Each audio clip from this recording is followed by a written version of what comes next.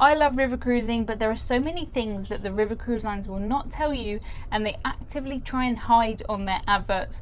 I'm on a river cruise right now, you can watch the scenery going by, and I'm going to tell you everything. This video isn't designed to put you off river cruising. River cruising is fantastic, but I just think it's much better to be prepared and know that these things are going to happen before you go on your first river cruise. River cruise ships dock together all the time. I can't think of any cruise itinerary where you won't at some point be docked next to another cruise ship. It can be quite weird. I was watching a film on one river cruise and it got darker and darker as another cruise ship came up next to us. There was actually a man there in just his underwear, and all of a sudden he was looking at me and I was laying on my bed and I was looking at him, and it was all very, very strange. But this happens all the time. River cruises are brilliant, and that means that the rivers are getting busier and busier. It's not uncommon to have 2 or 3 or 4 ships all docked right next to each other, and if you're on number 4 you're going to have to walk over or through the other cruise ships to get to land.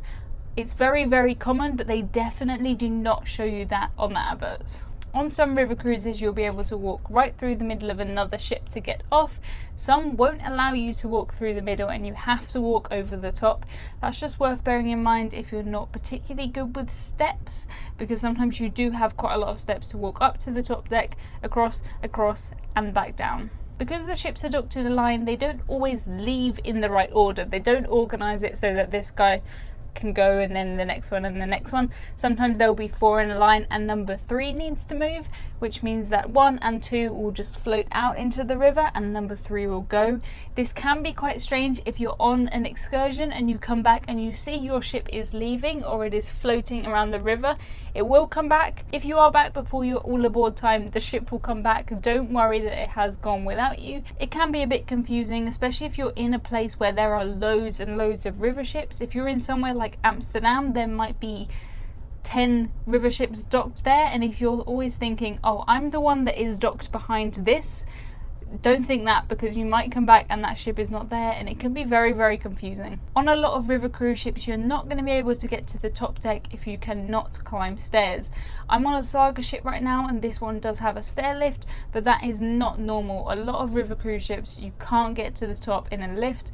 This is because when the ship goes under rivers they squish down everything on the top deck, so lifts literally cannot get to the top deck. It's not really a problem for me, but it's just something to notice with river ships. If you do have disabilities, river cruising can be quite difficult. There's often long distances you need to walk over other ships, you need to get to the top deck. It is completely possible to do it in a wheelchair, but it would be horrible to have to miss out on things like ever getting to the top deck because you can't walk upstairs, so make sure you pick the right cruise ship. River cruises go through docks a lot, and it may happen in the day or it may happen at night time. When it happens at night time and you don't know that it's going to happen, it can be a little bit confusing and almost a little bit scary. This happened to us quite a few times. We would be asleep and the ship would start juddering. It does sort of vibrate and make odd kind of squeaky noises when you're going through a lock. It's fine in the day because you can see, oh, there is a massive concrete wall next to me, we must be going through a lock. But if it's nighttime and you're laying in bed and you start to hear this like it's a little bit scary. A lot of passengers do wake up when you go through locks at night. I can't say that it bothers me. I've never really woken up because of a lock, but I could sleep honestly through anything. It's just something to bear in mind, because if you are a light sleeper and you book a river that has lots and lots of locks, you might be woken up a few times in the night. Personally, I love locks. I think they're really fun. I think they are engineering masterpieces, and being up on the top deck when you're going through a lock is really, really cool. If you're like me and you do enjoy them, it's just an added perk, but I know some people do find locks kind of annoying.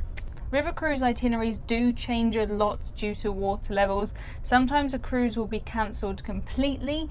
Recently there was a lot of low water and it meant that some people had to do cruises entirely by bus or by coach. Water levels affect everything on a river cruise, and it's really, really common to have your itinerary changed. If the water levels are too high or too low, or whatever the problem is with the water levels, the ships cannot sail. They literally cannot sail, and there are no other options other than to put the passengers in hotels. So it's always a risk with river cruising. There's not really anything you can do about it. It doesn't really matter when you book or where you go. It's just a risk you have to take if you are booking a river cruise. You will be looked after by the river cruise line, but it's just something to bear in mind. When you look at a river cruise advert, you're going to see everyone up on the top deck sunning themselves as you sail by, and on some rivers that is completely possible. We're cruising on the Danube at the moment and we have spent so much time on the top deck, but not all rivers are like this. Some rivers have a lot of bridges, and when you're on a river with bridges, they'll often squish down everything on the top deck and you're not allowed to go up there. I have been on a river cruise before when we never actually got to go on the top deck when we were sailing. We were always just sailing at night for a few hours, or we were going under bridges. It wasn't really a problem. I didn't know what I was missing until I came on this cruise, and being able to sit up on the top deck, bing bong. Good evening, everybody. We are getting close to the border with, again, Ukraine. So we'll be passing along this probably until late in the evening. Having said that, the fact that we've had a lot of time to sit on the top deck while sailing is because we haven't really spent that long in any port. On my last river cruise, we would be docked from 9 AM until 6 PM or maybe even longer, but on this Danube cruise we seem to have only been docked for the morning or an afternoon.